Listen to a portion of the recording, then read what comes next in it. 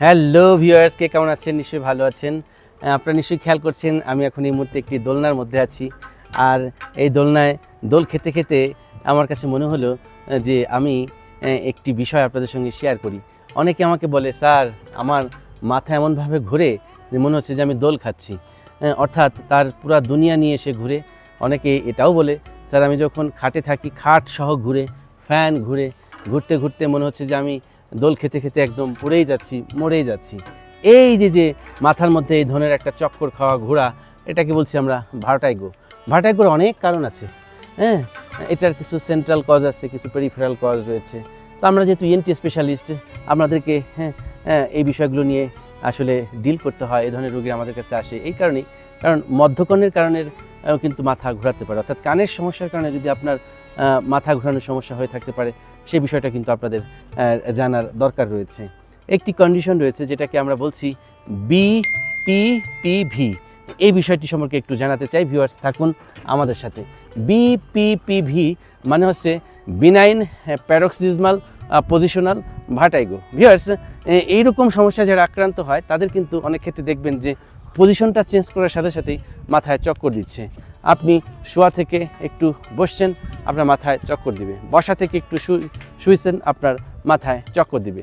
এই কন্ডিশনটা হচ্ছে বিনাইন প্যারক্সিজমাল পজিশনাল ভার্টাইগো, অর্থাৎ পজিশন বা অবস্থানের পরিবর্তনের ফলে আপনার ভার্টাইগো হচ্ছে। কেন? আমাদের এই যে কানের ভেতরে অন্তঃকর্ণে একটি জিনিস রয়েছে যেটাকে নাম হচ্ছে ভেস্টিবুলো ককলিয়ার সিস্টেম। ভেস্টিবুলার সিস্টেমটা হচ্ছে আমাদের যে সাম্যাবস্থাটাকে নিয়ন্ত্রণ করে, ভেস্টিবুলার সিস্টেম স্পেশালি। এর মধ্যে রয়েছে কিছু সেমি সার্কুলার ক্যানেল, এবং এই ক্যানেলের মধ্যে থাকে কিছু লিকুইড যেটাকে আমরা বলছি পেরিলিম্ফ, এন্ডোলিম্ফ। এই যে তরলগুলো, এটা আমাদের সাম্যাবস্থা নিয়ন্ত্রণ করতে সহায়তা করছে বা ব্যালেন্স নিয়ন্ত্রণ করতে সহায়তা করছে।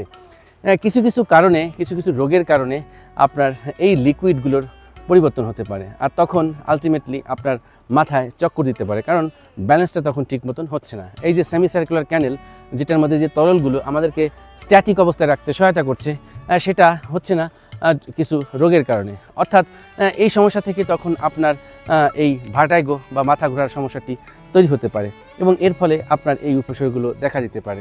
অনেক ক্ষেত্রে কেউ বলে, স্যার মাথা এমনভাবে চক্কর দেয় মনে হলে বমি চলে আসতেছে, বা অনেক ক্ষেত্রে বমি করেও দেয়।